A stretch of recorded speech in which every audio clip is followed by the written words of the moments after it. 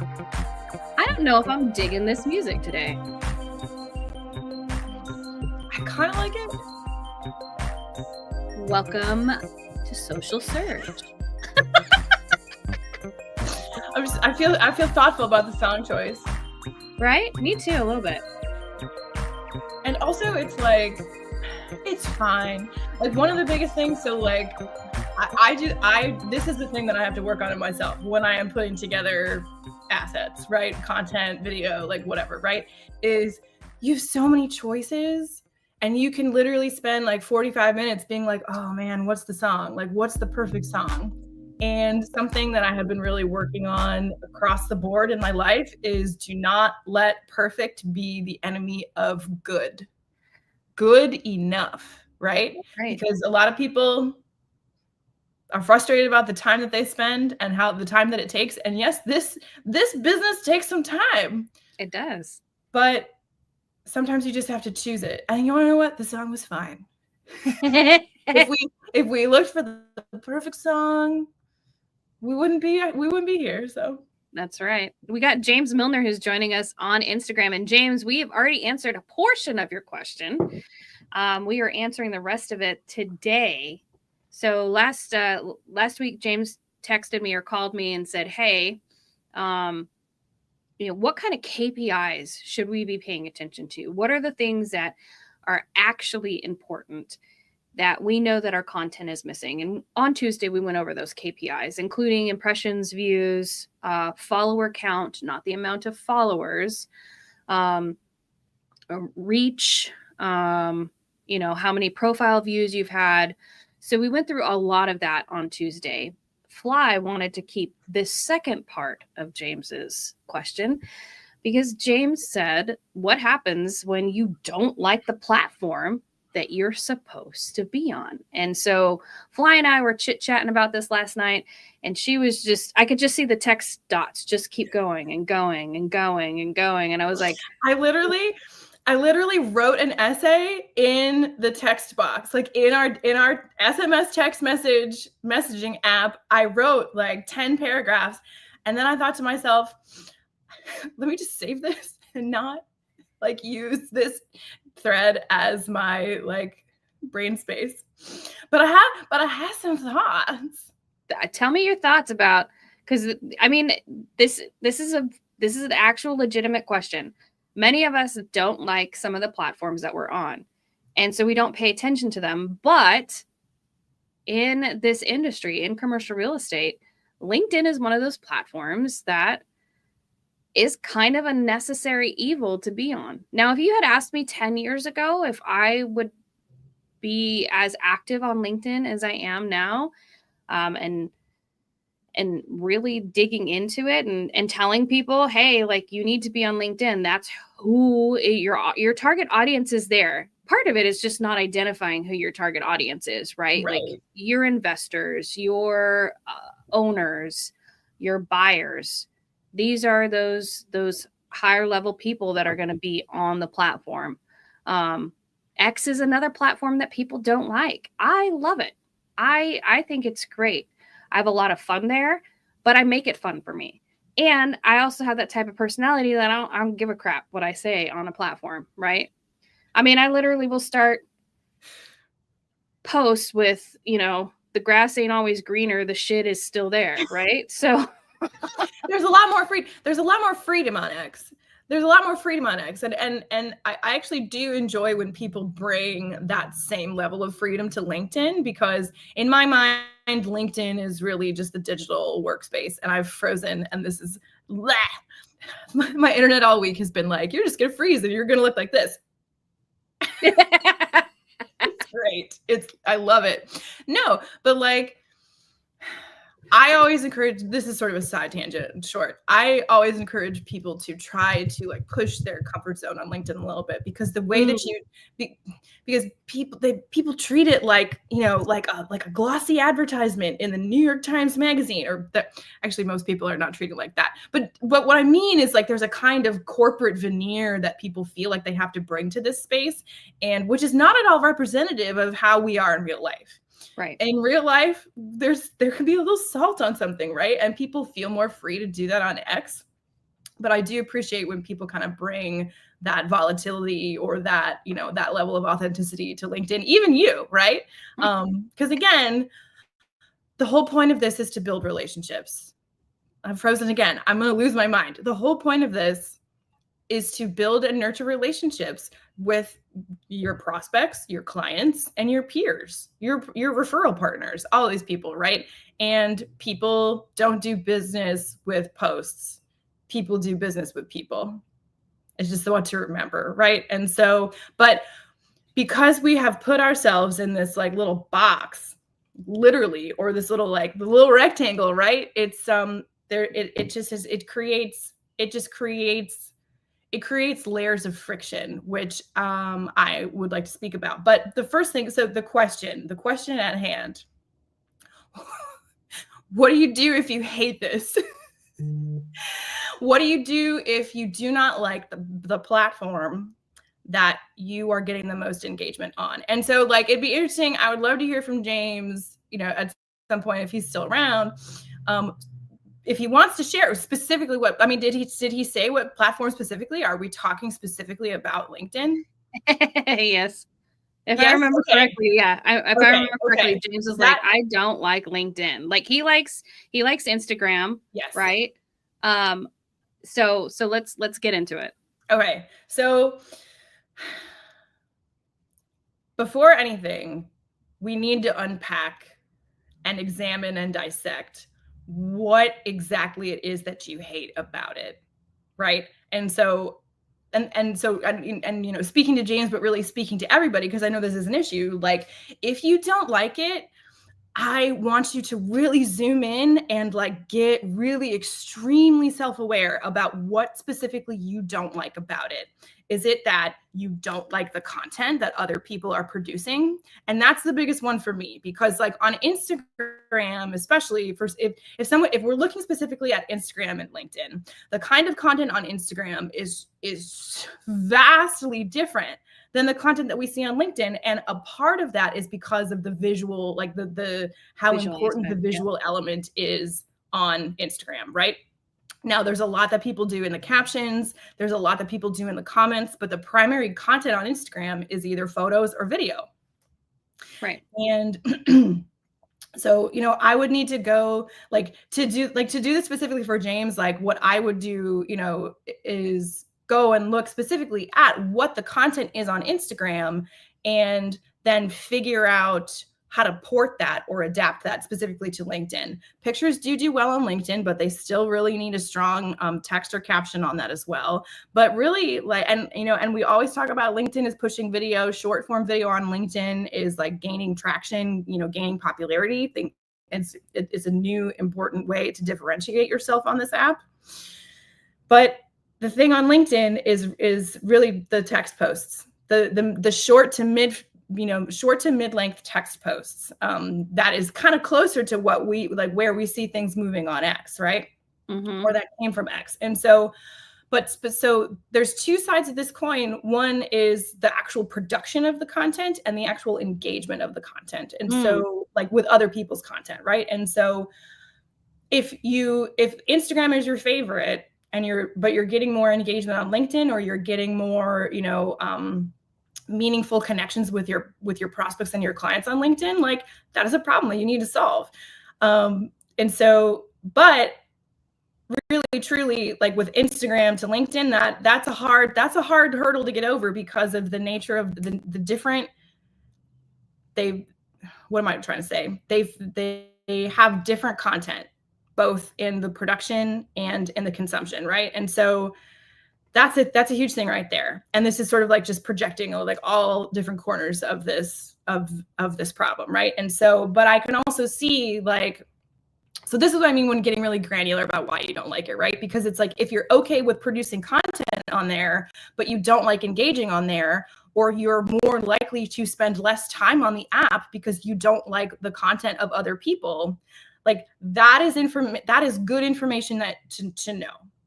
Other things that come to mind would be like maybe why you don't like the app would be Instagram, again, has a very different user interface than LinkedIn, right? Yep. Instagram And then again, like in the way that you can post content, the way that you show up on that app, the way that the algorithms push content, both your content to other people and other people's content to you, right? And so if you're struggling with an app specifically, but you see the value in it, really for me, the first step is to get really zoomed in on what you don't like about it, because you can't solve a problem if you don't know what it is. Right. I hate LinkedIn is not a specific enough problem. What do you specifically not like about LinkedIn? Because then we can figure out how to solve the problem. And I think for a lot of people, when I hear people talk about LinkedIn, is they're just like, oh, I'm so sick of seeing somebody's like listing, you know, or I'm honored and humbled, or, you know, just sold. And I understand that. And I get that. But the thing that I think people fail to recognize is that and we've talked about this before, and we'll talk about it ad nauseum, your For You page is based on your interactions, regardless of which platform that you're on. So let me say that again. Your For You page is based on the interactions that you have done on the platform. So if your feed is filled with people saying just sold, just leased, just under contract, whatever, it's because that's all you've interacted with, and that's all it knows how to show you. My suggestion is going and honestly taking a look at the CREI list for LinkedIn influencers. Of this. Right? I mean, if you want to start following people that are building community on certain platforms, CREI Summit has the CREI list.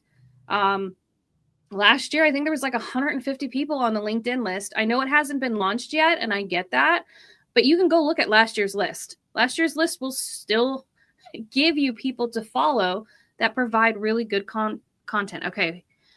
James is saying, hold on, let me jump out. James is saying setting up copy or creating copy is something I struggle with across all platforms. It's not that I don't like a platform, just trying to up my game from a technical side. Okay. So sorry, James, for misrepresenting what you said. But I do appreciate the original phrase. So this is interesting because now we have a more specific problem that we can address, right? Mm-hmm. Or a more specific like obstacle or pain point, right? Yes, Robin, that is what when I was a baby in commercial real estate, which I still am because I haven't even hit a year, it'll be coming up at the end of the month. What I did was I found the CREI list, and now I'm here. Right. So going back, so James will address your copy challenge, but going back to like your For You page and what's happening, if you don't like a platform because of what you're seeing, like this also happened with X. This happened a lot with X, and people are like, oh, I can't stand X. Like, you know, I don't see what I want. You have multiple feeds on X. You have a following feed and you have a For You page. I generally just stay on the For You page, but because I interact with those people that I want to see on my For You page. And so more content gets pushed on there for me to see because that's what I'm doing. When I was in country music radio, guess what my feed was? A lot of country music radio. A lot of industry people were on there. Yep. Do I still follow a lot of those people? Yeah. Do they show up on my For You page? No, because I don't interact. That's not the industry that I'm in, right? What's on my strip mall guy? Bob Knackle, the Massimo Group, Beth Azor. Like there's all these people that Fly Jamerson. There's all these people that are on my For You page because I interact with their content. So remember that your For You page and what is happening on your social platform, whatever platform that you're on, is totally based on your actions and reactions and engagements with the content. It has nothing to do with the algorithm or the platform. It has to do with how you are actually treating it, how you are feeding it, and what you are consuming from it. Boom. Okay. Boom. Now. Boom, boom, boom. To James. Couple other things I want to mention before we drop into the specific thing about copy is that, so once you figure out, and so I love this, James, because now we have a specific actionable thing that we can address, right? So highly recommend if you're struggling with a platform, get really super granular about what the problem is, because then you can solve it. But then, and and this is sort of a blanket recommendation to everybody, is whatever the problem is, you need to remove the friction that is standing in between you and solving the problem, right? And so for me, one of the points of friction that I have in creating content is that I actually do not like editing video on my phone. I find it to be very slow. And I know that there are people who are like, boop, boop, boop, boop, boop. And it's just like, I did a reel in 6 minutes. And I'm like, no, And so I do a lot on my computer, right? So I know that about myself, and I've done what I need to do to solve that problem, right? Is it whatever the friction that you're feeling, the pain point that you have, there is probably a solution for that, right? The other things that I would recommend wholly is that James, this is, could be applied specifically to your problem, is if there is something that you don't like doing and it is not necessarily your specialization, if it is not something that is adding something to your life, the simplest, elegant solution is to hire someone to do it. I'm serious.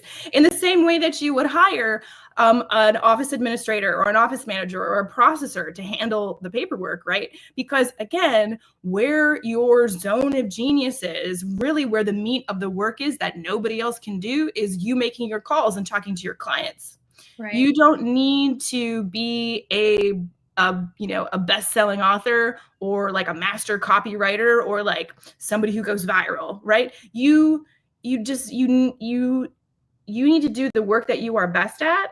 And sometimes the simplest, easiest solution, maybe not the most accessible solution to everybody, but is to hire someone who is a professional, who you like and who you trust and who you can talk to and who can understand you, to figure out what the best way to package and present your thoughts are in this sort of like copywriting style.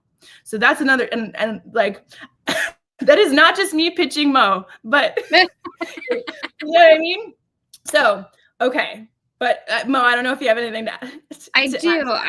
I do want to talk about, so creating copy is always, it is a challenge. So when she says remove the friction, one of the things I love to do with my clients is I think I've talked about this before. I'm pretty sure I have. I ask them to send me voice memos. Send me the voice memo. I have plenty of programs that I can throw it in and I can get the transcript from it. And from the transcript, I can pull content from there. So if your challenge is writing the copy, if your challenge is the copy, and you're driving down the street and you have this handy dandy device, this thing will do a bunch of things that you need it to do, including record your thoughts. And then you can even do, I don't know if you want to do voice to text, because voice to text often seems kind of, there's some challenges. I do it all the time to you, and you're like, what is this? And I'm like, I'm talking to text, I'm sorry. When you did talk to text and it was all caps. Yeah, I got stuck in caps lock and talk to text. It was amazing. But anyway, go on. Okay, so we digress. So take your thoughts, verbalize them, right? Record them, and then throw them into a program that allows you to get a transcription. There are plenty of free programs. Descript is one of my favorite platforms to use. Just upload it to your computer, put it in there. The transcript will be given to you. And you can do a couple things with this, right? You can take the transcript and you can throw it into ChatGPT. Now, there are some recommendations that I have with that. You can't just throw it in there. I want you to ask Chat to analyze the transcript. Analyze it. What is the voice, tone, and style of the person speaking, right? What are the main thoughts, key points that are coming up with that? What is the point of this conversation? And then the next thing that you're going to do is you're going to ask Chat to create a certain type of post, whether it's a value add post, it's a hot take post, whatever it is, you're going to ask Chat to create that post for you. And then you're going to take a look at it and you're going to go, does that sound like me? If it doesn't sound like you, do not post it. Right? The most important thing not the most important thing. One of the things that I see it doesn't matter what platform it is that if I can't hear your voice when I am reading your copy, I know that you did not write it. Now, there's certain people that speak very eloquently and they write the same way. Awesome. I can tell that that's you. But if you go from having like a 6th grade vocabulary to all of a sudden being, you know, a professor of economics, you've lost me, right? You've lost me. It's sus. You've lost. I'm just like, what? What did this person just say? It just flew over my head, right? And then also I'm going to know that that's not you. Like, I've talked to you before. You don't talk like that. I know this is not you. So make sure that it sounds like you. And that's going to help you create that copy. That's going to help you get that formula down. Now, Fly and I have also talked about big block text on social and how you should not write in big block text on social. And there's a whole reason why. And it's because our eyes do not follow that. Once we see more than 7 lines of text, we just glaze over, right? I nope out of there. So like, unless I have a vested interest in something, like I have several people in my network who I really like and respect and have a relationship with, and they're horrible writers. Like, but it's actually not. Do you know what I mean? Because this is the other thing. Again, mindset piece. You just need to show up, and all this stuff about formatting and all this other stuff like that.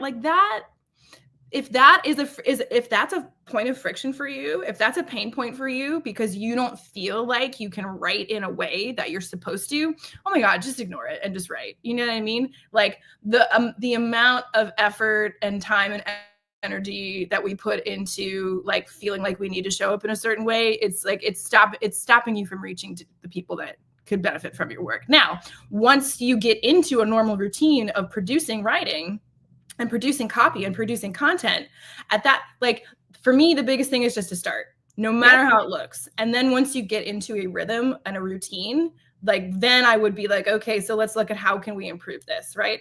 Like, because again, if you try to do perfectly all at once from the beginning, don't let perfect be the enemy of the good, right? It is better for you to post than not post.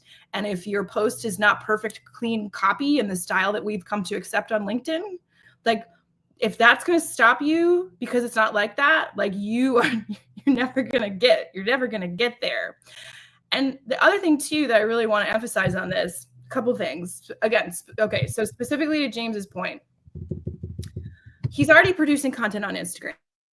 He already has a backlog of content on Instagram. Feed that content to ChatGPT or another, like Gemini has gotten really good, like Claude has gotten really good. But I also am like, don't give people all these different tools. Just give them one thing to do and do it. And so whatever the AI is that you feel the most comfortable working with, ChatGPT is, been around kind of the longest and people are very familiar with that.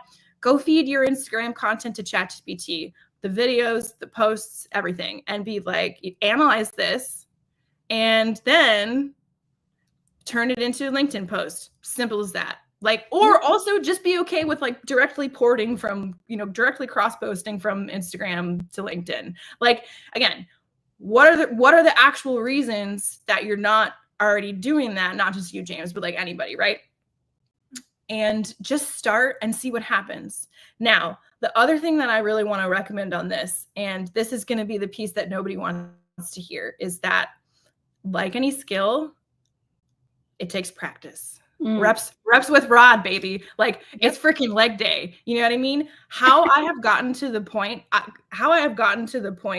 where I am now writing. That was a weird sentence.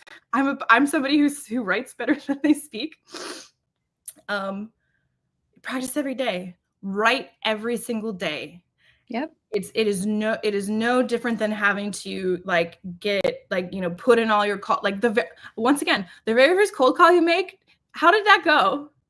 How were your, your communication skills in the other areas of brokerage? How were they at the beginning? Some people just pick up the phone and start slinging buildings. It's crazy, but it is a skill that must be practiced. And it's like getting forced to sit down and take piano lessons.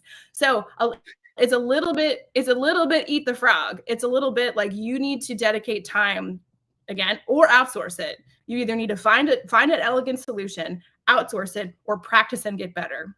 Because again, in this business, you need, if you don't have resilience, if you don't have persistence, if you don't have endurance on any task that you cannot outsource, it's going to be a hard time, right? And so my recommendation is to get into the practice of writing. It doesn't need to be big. Nope. You can choose, and again, just like reduce all of the friction, make it super actionable and tangible. So if you struggle with writing copy, you struggle with writing captions, you sit down 15 minutes a day, you completely block it out. Or you can do like an hour on the weekend or something, right? Like whatever makes sense for your schedule, but you're going to block a consistent routine amount of time where you do nothing else except you sit down and you write. You can write on your computer, you can talk into your phone, you can write on a notebook, whatever is the way that you think and write and process best. And you are going to write for that entire time. What are you going to write about? Again, there's a million things you can write about. You focus in on, like one or two things that I think are really easy to access if you're trying to figure out what to write. Best conversation you had with a client, best conversation you had with a peer. What is something that you read or listened to recently that unlocked something for you or that you're still thoughtful about? Yep. What are you actually seeing in your market when you drive around? What's the data? What are the insights? And then perhaps a personal story that you might throw in, or something something outside of the exact work of your life that could potentially would be something that you might talk about a coworker with. The other thing I'd like to say too is stop worrying about what you learned in school about writing, right? Writing on social media is far different than what we learned in school, right? There is no proper paragraph structure. Just a point of clarification, writing does not equal posting. Correct. You don't have to post what you write. What she wants you to do is she wants you to get in the practice of creating copy. Because when we talk about copy is writing, right? Copywriting, that's what we're talking about. She just wants you to start writing so that you're getting in the reps and it starts feeling more natural for you to create that copy. And like I said, this is not the same as what you learned in school. When I write my own content, I end up pressing enter, creating white space for every new breath that I would take, right? So it becomes 1-3-1, or there's 2 lines and 4 lines and then 2 lines, right? I'm not writing the way I was taught. Robin. I actually disagree with this. It's not wasted because look, the same skills that you've learned, like if you have a heavy background in academic writing or whatever, or if you prefer a more elevated, heightened level of writing, look, it's just a different set of rules. It's not a different skill set. It's just a different set of rules. And so anybody, now it is, again, it's tough to get into that style, but it is just, it is something that you can learn and you can practice. And yes, I really do, because I think that the practice of writing, even if it's not like, just get a journal, like one, I don't know where it is, but last year I did the entire high performance journal from Brendan Burchard, and a lot of it was related to work and mindset. And a lot of the thoughts I got from that journaling process have shown up in my like more professional content. But really what benefited me from doing that, I did one prompt every single day. And also I did them out loud, and I'm stuck in my hair. So embarrassing.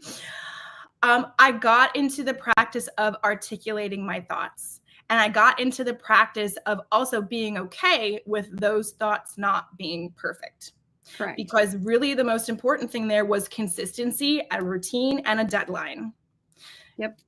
So like without like taking without taking a closer look at it, like what specifically, like, you know, we're sort of going hard on James, you know what I mean? But like this is also what I mean about like hiring a professional, is like somebody else can look at your routine, look at your writing, look at what you're trying to do, and like whatever gaps or pain points there are between what you're trying to do and like why you haven't gotten there, and they can help you with that. Right. Yeah. And again, I know that that's not necessarily accessible to everyone, but again, like even having conversations like these, I hope that they can be helpful. Right. I think the big takeaway for anyone who is struggling with copy is to sit down and block out time to write. Don't worry about the posting of that copy. And then I'd love for you, you know, do it for a month. Or what do they say about habits? 21 days, right? 21 days to create a habit. Doesn't matter if it's good or bad. A habit's a habit. So if you make the effort to sit down and write, don't worry about posting, but she had great points. Conversations you're having with your clients, conversations you're having with your peers, what's happening in your market right now. And don't worry about sounding smart. Yes. Have you read some of my shit? It is not the smartest stuff in the world, right? Like, it's not, but it is coming from a point of like, I know what I'm talking about. I know the subject matter. I know the conversations that I'm having. I know the pain points that my clients are dealing with. And I mean, this technically, this could become a post for me. Like, hey, we were having this great conversation, and here are some of the things that, you know, people are facing. But make it a habit to sit down and just write. Then I want you to go back and reflect on what you wrote. But I don't want you to do it right away.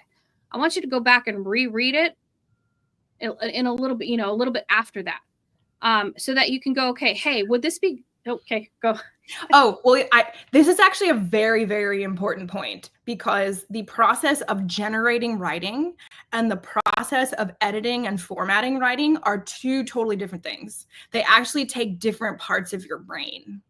And if you are trying to edit and format and polish at the same time that you're generating the thought, that is going to that is going to stop you up. That's actually a huge problem for people. And so, but it's hard because, again, like you sit down, you open up your LinkedIn thing, and then like you're writing in there, and you're like, oh, this doesn't look good, or I'm not really sure about this. Like that is a point of friction, and you can, again, I highly encourage to separate out the generation of the thought versus polishing, tweaking, tightening, things like that. That's a huge thing that people do. And that's often what stops them up, is like, they'll have the thought. It's a crazy thought. They're like, oh man, I feel really fired up about this, right? And then they sit down and they don't know how to get it looking like how they want. And then they just leave it. There's something else happens, right?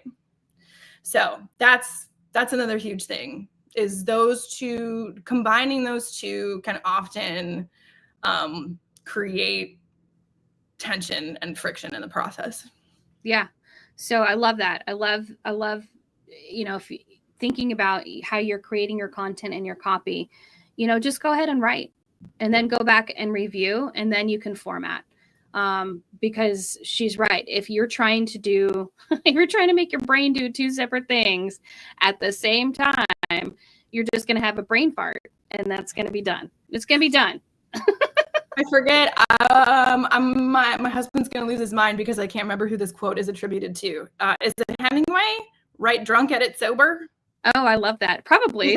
And I have to look it up. And I'm not recommending that you, yeah, it's Hemingway. Bingo, bongo, bungo. It was Hemingway. Okay. I'm not telling people to go like throw back a bottle of wine and then like right. Actually, if you do, well, whatever it takes. Have you met me and Fly?